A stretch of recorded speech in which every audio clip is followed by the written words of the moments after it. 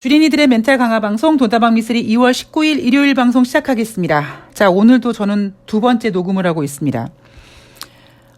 제가 유튜브 그리고 팟빵에 방송을 올리는 방법은 제 아이폰으로 녹음을 해서 그 녹음 파일을 저의 이메일로 보낸 다음에 PC 버전에서 다운받아서 올립니다. 그런데 20분 녹음이 넘어가면 파일 첨부가 안 됩니다.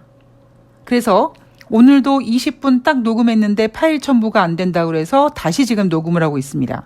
제가 하여튼 원인을 찾아봐야 될 텐데요. 여하튼 오늘 다음 주 한 주 동안 증시 이슈들을 챙겨봐야 되고 지금 그 어느 때보다도 시장이 좀 까다로워서 꼼꼼히 여러분들께 설명을 해드려야 되는데 시간적 제약이 좀 있기 때문에요. 오늘 굉장히 스피드하게 달려갈 거고요. 부족한 부분에 있어서는 한결같은 시황을 전하는 미쓰리가 주중에 못다한 발언들을 꼭꼭 하나씩 챙겨드리도록 하겠습니다. 자, 우선 국내 증시 먼저 보겠습니다. 2월 20일부터 2월 24일까지 NH투자증권이 예상한 코스피 예상밴드 2410포인트에서 2540포인트, 지난주보다 40포인트 떨어졌습니다.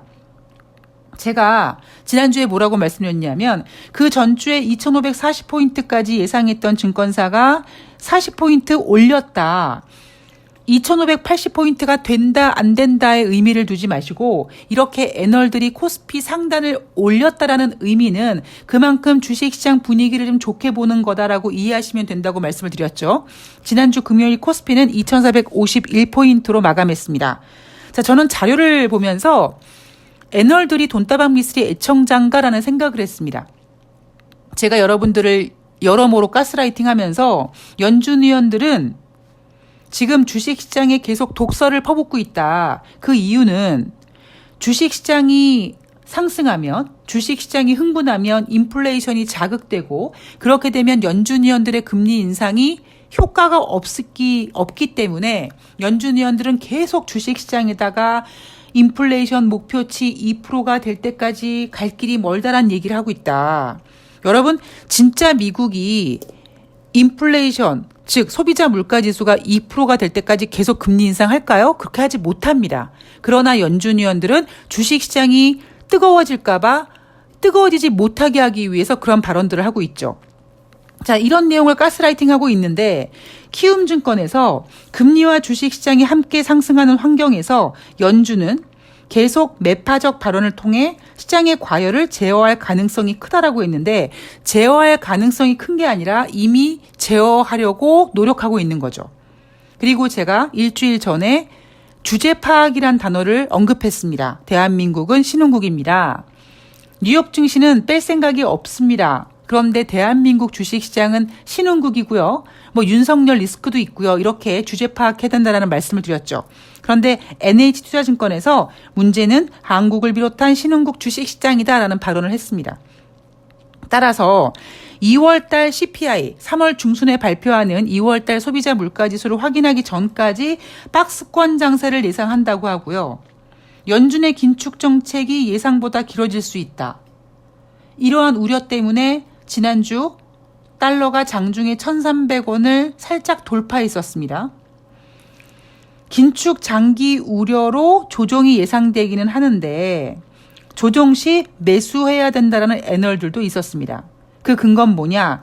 중국 리오프닝, 경기 부양 기대, 그리고 국내 기업 실적 바닥 확인이라고 하는데 저는 주린이들에게 부탁하고 싶은 게요. 이런 말에 속지 않으셨으면 좋겠습니다.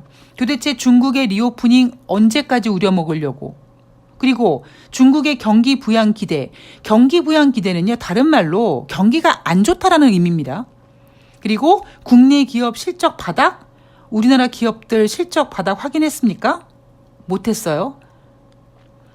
자, 뉴욕 증시로 넘어가 보도록 하겠습니다.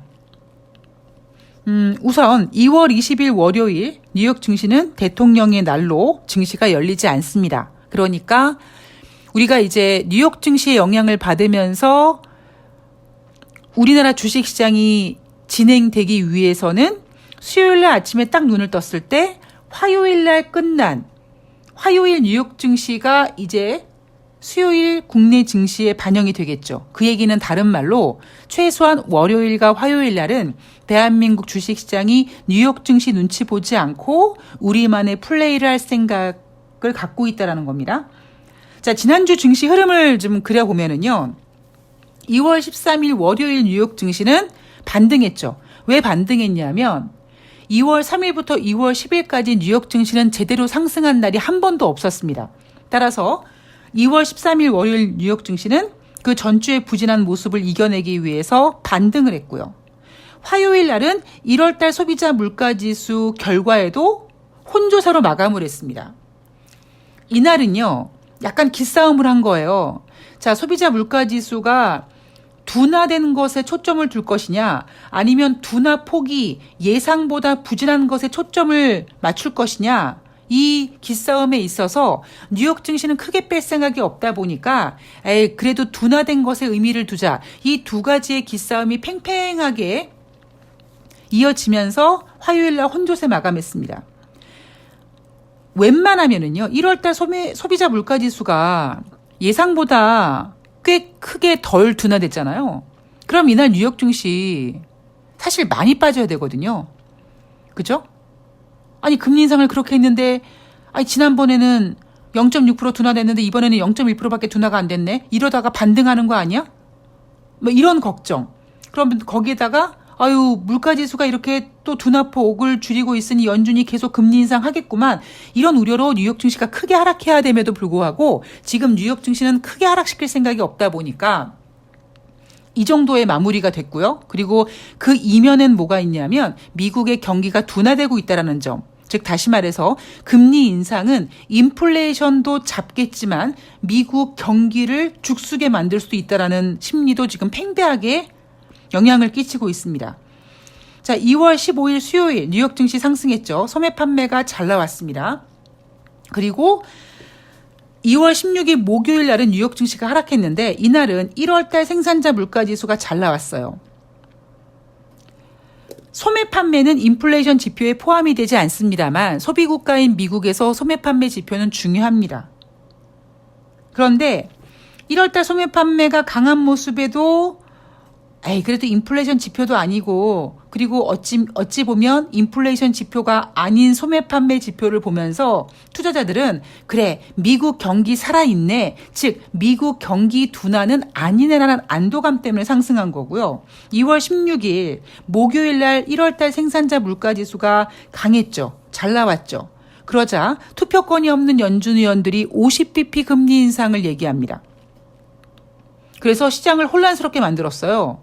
어머, 어떻게 연준 의원들이 50bp 금리 인상을 지지했었대? 정신 차리고 봤더니 투표권이 없는 의원들이었습니다. 그들은 계속 주식시장에다가 그렇게 찬물을 끼얹을 겁니다. 자, 그리고 2월 17일 금요일 날은 한 주를 마무리하며 혼조세로 마감했고 다음 주 월요일 뉴욕 증시가 쉬니까 어느 정도 적당한 선에서 이제 일명 심하이를 한 겁니다. 자, 연준 의원들의 발언들, 지난주에 투표권이 없는 연준 의원들의 50bp 금리 인상 발언이 나오기도 했었습니다.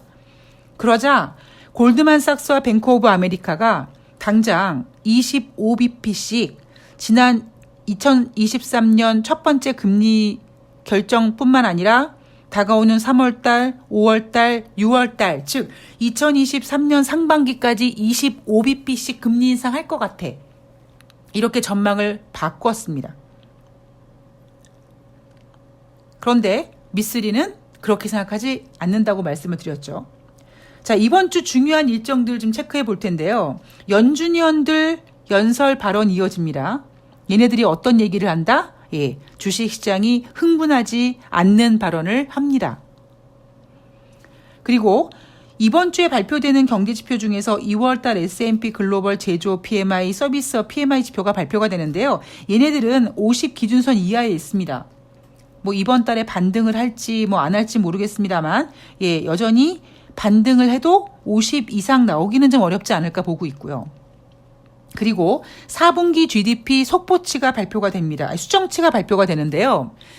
2022년도 1분기, 2분기 미국은 마이너스 성장세를 기록하면서 전문적인 용어로 기술적 침체 돌입을 했습니다. 2분기 연속 마이너스 GDP 성장률은 기술적 침체다. 그런데 그런 그 공식이 의미 없이 기술적 침체면 계속 기술적 침체로 3분기에도 마이너스가 돼야 되는데 3분기에 플러스로 전환됐고요. 4분기 속보치도 플러스로 전환됐습니다. 플러스를 유지했습니다. 그러니까 다가오는 한 주 동안 발표하는 4분기 GDP 수정치도 뭐 다시 계산기를 두들겨 봤더니 마이너스로 전환됐을 거다 그러진 않을 것 같고 작년 1분기, 2분기 마이너스 성장률에 이어 3분기, 4분기에는 플러스를 유지하고 한 해를 마무리됐다. 뭐 그렇게 그냥 완만하게 소화를 시킬 것 같습니다. 자, 그리고 1월달 기존 주택 판매, 신규 주택 판매가 발표가 되는데요. 얘네들 지표가 지금 상당히 부진합니다. 거의 모는 종이의 그 그림을 그리면요. 그냥 질질질질질질 지금 거의 1년 동안 세고 있습니다. 여러분, 금리 인상과 부동산은요, 굉장히 밀접한 관계를 가지고 있고요. 지금 미국의 기준금리는 금융위기, 그러니까 2008년도 그때 금리 수준입니다. 그렇다면, 다가오는 한 주 동안은 인플레이션을 잡기 위한 미국의 금리 인상이 인플레이션을 잡으려고 하다가 오히려 진짜 미국의 경기 침체 불러일으키겠네라는 생각을 하게끔 만들 수 있겠죠. 그리고 25bp 만장일치 금리 인상을 결정했던 지난 1월 말부터 2월 초에 열렸던 2023년 첫 번째 FOMC 회의에 대한 회의록이 발표가 됩니다. 뭐 똑같은 얘기겠죠. 뭐 그냥 뭐 인플레이션 2%가 될 때까지 금리 인상 고려하고 있다.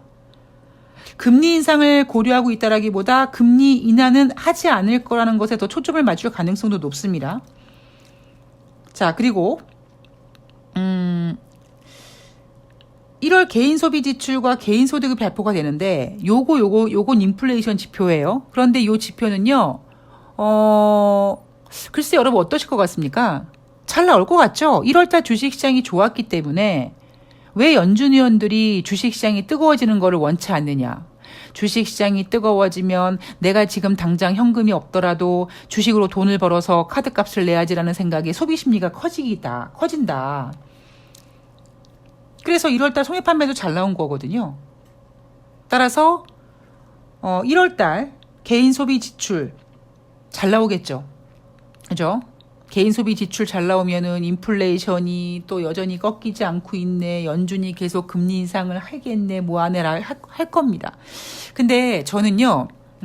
오히려 아까 NH투자증권 같은 경우에는 지난주보다 40포인트 예상 밴드를 아래로 내려놓으면서 지난주처럼 좀 힘든 주식시장을 생각하고 있는 것 같아요. 특히 이제 가장 중요한 부분은 강달러를 생각하고 있는 것 같은데 저는 오히려 지난주보다 이번 주가 훨씬 더 주식시장이 괜찮지 않을까 보고 있습니다.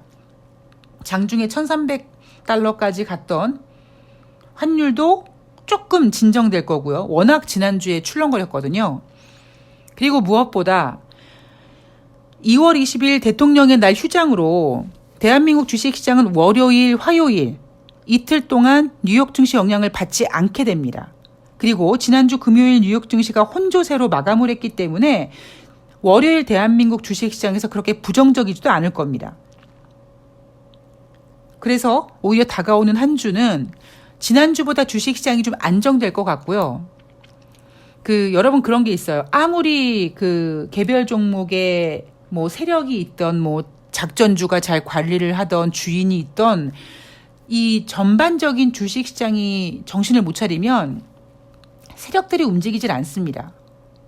그러니까 아예 지수가 위쪽으로 계속 가든가 아니면 아예 아래쪽으로 가든가 아니면 딱 눈에 보이는 박스권으로 이렇게 형성돼서 형태가 만들어지면 그 큰 그림 안에서 개별 종목들이 막 움직이는데 지난주 같은 경우엔 상당히 굉장히 까다로운 주식시장이어서 개별 종목들도 힘을 못 썼습니다.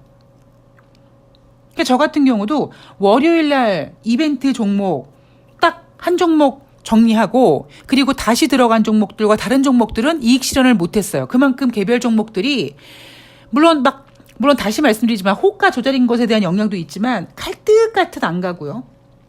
뭐 그런 모습으로 굉장히 애간장을 태우는 한 주였습니다. 근데 오히려 저는 다음 주가 되면 어느 정도 시장이 지난주보다는 지수 자체는 안정이 될 것 같아요. 지난주에 한 주 동안 지랄 연병했던 원달러 환율도 떨어지는 게 아니라 어느 정도 그 상태에서 좀 이렇게 우리가 이제 1200달러 후반 정도 그때 이제 약간 안정을 취할 것 같은 적응되는 그런 시간이 될 것 같고요. 무엇보다 지난주에 소비자 물가지수 미국에서 잘 나왔죠? 미국의 소매 판매 잘 나왔죠? 생산자 물가지수 잘 나왔죠? 자, 그러면 이런 분위기로 계속 간다면 연준이 금리 인상을 계속 해야 될 텐데 연준이 계속 금리 인상을 하면 미국 경제에 굉장히 위험하다고 말씀드렸습니다. 그렇다고 미국 경제 지표를 건드리는 거는 조금 위험해요. 그런데 다음 주에 뭐가 있냐면 미국의 홈디포, 월마트 같은 소매 관련 기업들의 실적 발표가 있습니다. 그렇다면 경제 지표는 아닌데 소매 판매 기업들의 실적이 부진함으로써 투자 심리가 아이고 이거 경기가 이렇게 금리 인상해서 미국 경기가 이거 위축되는 거 아니야? 소매 판매가 이렇게 둔화되면 미국 경기 둔화 오는 거 아니야? 약간 이런 심리로 접어들면서 약간 미국의 경기 둔화를 걱정하게 되고 그런 경기 둔화 걱정이 인플레이션의 어떤 그 인플레이션 잡기 위해서 공격적인 금리 인상에 대한 심리를 조금 누그러뜨릴 수 있고요. 우리나라 같은 경우에는 지난주 지랄 연병했던 달러의 어떤 그 움직임을 조금 더 누를 수 있지 않을까라고 생각합니다. 그래서 저는 개인적으로 지난주보다는 다가오는 한 주가 조금 안정될 거라고 보고 있고요. 좋다라는 의미가 아니에요, 여러분. 저는 솔직히 지수 좋은 거에 상관이 없습니다. 제가 말씀드리는 부분은 움직임 자체가 어느 정도 안정이 돼야지만 개별 종목들이 움직이기 때문입니다. 제 입맛에 맞게 설명을 해드리는 거예요. 지금은 주식시장이 좋은 것도 아니고요. 나쁜 것도 아닙니다. 어느 정도 딱 모습이 보여야 되는데 지난주 같은 경우는 상당히 까다로운 주식시장이었어요. 종목들이 눈치 보느라고 움직이지를 못합니다. 그런데 다가오는 한 주 동안에는 종목들이 좀 눈치를 덜 보면서 자유자재로 움직일 가능성이 좀 높아 보입니다. 자, 일단 시간을 좀 끊어야 되니까요. 제가 내일은 돈다방 미쓰리 쉬고요. 화요일날 돈다방 미쓰리를 시작으로 또 한 주 동안 매일매일 경제 지표와 흐름에 대해서 짚어드리니까 오늘 전하고 싶었던 그 엄청난 이야기들, 다 전하지 못한 이야기들, 그런 이야기들은 주중에 하나씩 풀어드리도록 하겠습니다. 자, 남은 휴일 잘 보내시고요. 저는 내일 월요일 5시 새날에서 뵙도록 하겠습니다. 고맙습니다.